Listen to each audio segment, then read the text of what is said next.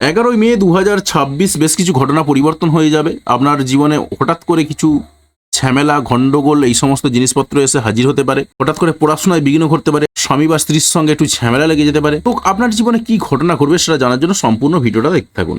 তো দেখুন, মঙ্গল যখনই প্রবেশ করবে ঠিক এই ঘরটাতে, অর্থাৎ মেষ রাশিতে প্রবেশ করবে, তখনই সেখানে অনেকগুলো ঘটনা চেঞ্জ হবে।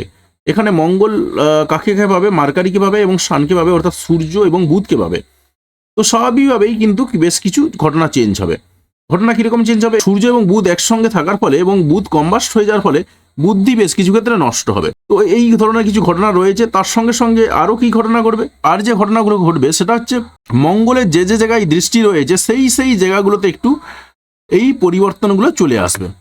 ধনুরাশির মানুষদের জন্য কি ঘটনা ঘটবে? ধনুরাশির মানুষদের কিন্তু হঠাৎ করে খরচাপাতি বেড়ে যাওয়ার চরম সম্ভাবনা রয়েছে। প্রেম কেটে যাওয়ার সম্ভাবনা রয়েছে। বিভিন্ন ছোটোখাটো বিষয় নিয়ে ঝুটঝামেলা হওয়ার ফলে প্রেম কেটে যাওয়ার সম্ভাবনা রয়েছে। সন্তানের সঙ্গে একটু ঝামেলা লেগে যাওয়ার সম্ভাবনা রয়েছে। যারা নিজের ট্যালেন্টকে কাজে লাগিয়ে কাজকর্ম করেন তাদের সেই জায়গাতে একটু মাথা গরম হয়ে যেতে পারে। তাই সেই জায়গাতে আপনাকে একটু সচেতন থাকতে হবে, একটু সাবধানে থাকতে হবে। পাশাপাশি কিছু অ্যাক্সিডেন্ট হতে পারে, তাই সেই জায়গাতে আপনাকে একটু সাবধানে থাকতে হবে। এবং শেয়ার মার্কেট থেকে হঠাৎ করে লস হয়ে যাওয়ার সম্ভাবনা রয়েছে, সেই জায়গাতে আপনাকে একটু সাবধানে থাকতে হবে।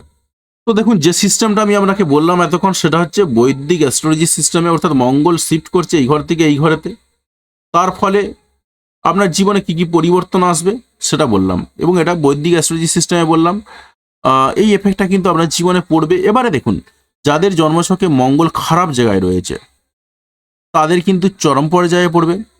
আর যাদের মঙ্গল ভালো জায়গায় রয়েছে, তুলনামূলকভাবে কোনো গ্রহ দ্বারা পীড়িত নয় কিংবা উচ্চস্থ স্থানে রয়েছে বা একটা ভালো জায়গাতে বসে রয়েছে, তাদের কিন্তু তুলনামূলকভাবে ভালো রেজাল্টটা পাবেন, খারাপ রেজাল্টটা পাবেন না অতটা। আর আমি যে সিস্টেমে বললাম সেটা বৈদিক অ্যাস্ট্রোলজি সিস্টেমে। যদি আপনি আমার কাছে আসতে চান, সেই জায়গাতে আপনি অনলাইনে কিংবা অফলাইনে আসতে পারেন। আর তখন কিন্তু বৈদিক অ্যাস্ট্রোলজি সিস্টেমেই বলবো না, তখন যেটা সিস্টেমে বলবো সেটা হচ্ছে পিওর কেপি সিস্টেমে। কৃষ্ণমূর্তিজির যে পদ্ধতি রয়েছে কেপি সিস্টেম, সেই কেপি সিস্টেমটা কিন্তু অনেক বেশি উন্নত পদ্ধতি, যেখান থেকে ইন্ডিভিজুয়াল প্রেডিকশনগুলো অত্যন্ত ভালোভাবে করা যায়। এবং আপনার জীবনে কি কি ঘটনা ঘটবে না ঘটবে, কি ঘটতে পারে না ঘটতে পারে, সব কিছুই কিন্তু প্রেডিকশন করা যায়। তো যদি আসতে চান, সেই জায়গাতে দাঁড়িয়ে আপনি স্ক্রিনে যে দেওয়ার নাম্বারটা রয়েছে সেই নাম্বারের সাথে যোগাযোগ করতে ভুলবেন না। ফোনও করতে পারেন, ফোনে যদি না পান অবশ্যই হোয়াটসঅ্যাপ করবেন, অবশ্যই আমি রিপ্লাই দেবো।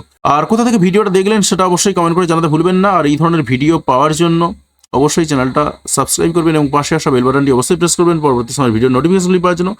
আর আপনি যদি ইতিমধ্যেই সাবস্ক্রাইব করে থাকেন তাহলে আপনাকে অসংখ্য ধন্যবাদ। ভিডিওতে লাইক দিয়ে আমাদের উৎসাহ বাড়াবেন এবং বন্ধুদের সঙ্গে ভিডিওগুলি শেয়ার করতে কোনোভাবেই ভুলবেন না। ভিডিওটি দেখার জন্য আপনাকে অসংখ্য ধন্যবাদ।